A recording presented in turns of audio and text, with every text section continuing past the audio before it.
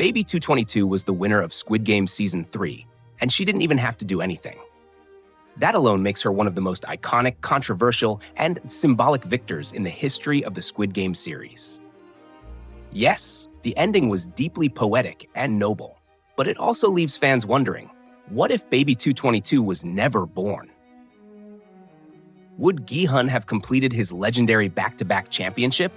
Or would the path to victory have opened up for another dark horse contestant? In this fun but haunting what-if scenario, we explore how the absence of Baby 222 would have drastically reshaped the events of Squid Game Season 3 and altered the fate of the remaining players. Let's rewind to Game 4, Hide and Seek, the moment everything changed. In the original timeline, Junhee gives birth to Baby 222 in the middle of this game. The birth, although unexpected, served as a turning point for several characters, especially Gi-hun, Geum-ja, Hyunju, and Myung-gi. In this alternative scenario, everything leading up to the birth remains exactly the same. Hyunju, Geum-ja, and Junhee rest in the aquarium-themed room, allowing Junhee to recover from her foot injury. Their plan is simple. Hunju will explore alone while the other two remain hidden.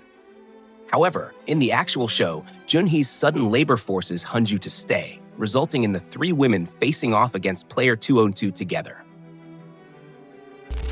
But now imagine this. What if Junhee never went into labor? Hunju, unaware of the impending danger, would have followed through with the plan and ventured out alone. This small change creates a massive ripple effect. With Hyunju gone, Geum-ja and a pregnant, injured Junhee are left to fend for themselves. When player 202, a ruthless and physically dominant competitor, enters the room, it becomes a death sentence. Without Hunju to protect them, the two women likely wouldn't stand a chance. As brutal as it sounds, player 202 would almost certainly eliminate both Geum-ja and Junhee, wiping out not only two players but also Baby 222 before she ever takes her first breath. Now imagine Hunju returning to the aquarium room only to find her friends dead. The guilt, the horror, and the heartbreak would be overwhelming. The only silver lining in this twisted scenario is that Hunju avoids being stabbed in the back by player 333. But even that small mercy feels hollow. After enduring such overwhelming trauma and soul-crushing guilt, one has to wonder, would she have preferred the original timeline after all? A quick betrayal might have been kinder than the psychological torment she now carries. This trauma mirrors the emotional breakdown Gi-hun experienced after eliminating Daeho, but now it's Hunju carrying that burden. Back in the dormitory, Myung-gi is struck with grief. Junhee, his partner, his love, the mother of his child, is gone, and with her, his unborn baby. His transformation into full psycho mode Myung-gi would be complete. The grief would fuel his resolve to win at any cost. Meanwhile, Gi-hun continues spiraling. In the original timeline, Geum-ja was the emotional anchor who snapped him out of his guilt-ridden trance. And Baby 222 gave him something to fight for, someone innocent to protect. But now, both are gone. No Geum-ja to counsel him. No Baby 222 to inspire him. As we enter the fifth game, Jump Rope, Gi-hun is still stun-locked by guilt. His will to survive, his strategic mind, and his resolve are nowhere to be found. Unlike the original timeline, where he heroically crosses the platform while holding Baby 222, here falters. He likely doesn't even attempt to cross, succumbing to his inner demons. Hunju, weighed down by guilt for abandoning her friends, is also a shell of her former self. Despite being one of the most physically capable players, her mental state is fractured. It's very likely that both Gi-hun and Hunju are eliminated in this version of events. That means Gi-hun's back-to-back championship dream never materializes. The legend ends not with a bang, but a whimper. We now arrive at the finale.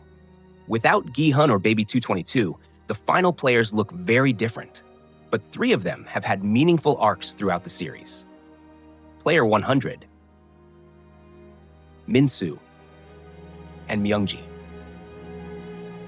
Min-soo, despite being underestimated and mocked, could have had a shot at redemption. But here, he's still going through severe drug withdrawals and is labeled a liability. 형 좀 살려줘. 민수, 너 약 필요하지? 내가 약 줄게. The other players perceive him as unstable, a twitchy, unreliable wild card. As in the original timeline, he's the first to be eliminated in the final game.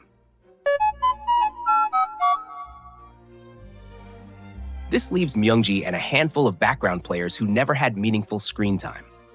Myungji, now unhinged and emotionally detached, refuses to share the prize. He's no longer a grieving father. He's a man with nothing left to lose. He coldly eliminates the rest of the players, determined to be the last one standing.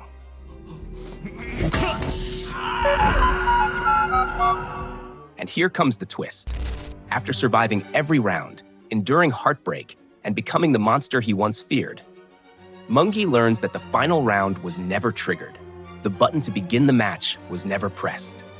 All that bloodshed, all that carnage, for nothing. There is no official winner.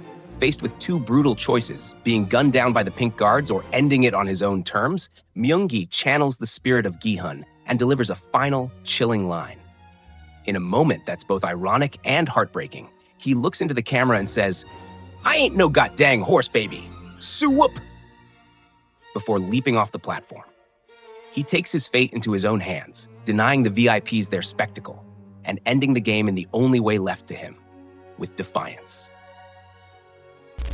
This alternate timeline shows us how delicate the balance of survival truly is within the Squid Game universe. One moment, like a birth, can have unimaginable ripple effects.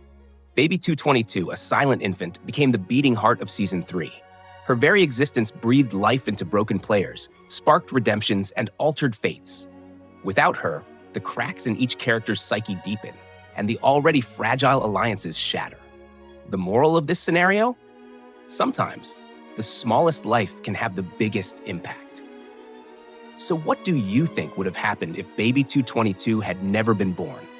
Would Myungji have emerged victorious in a more satisfying way? Could Minsu have finally redeemed himself? Or was Gi-hun always destined to fail without a purpose beyond himself?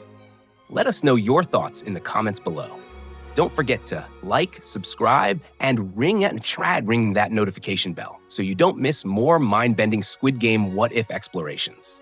And most importantly, tell us what other alternate timelines you'd like us to dive into. Because in the Squid Game universe, even the smallest change can flip the entire game on its head. While you're here, don't miss out on these other Squid Game videos popping up on your screen.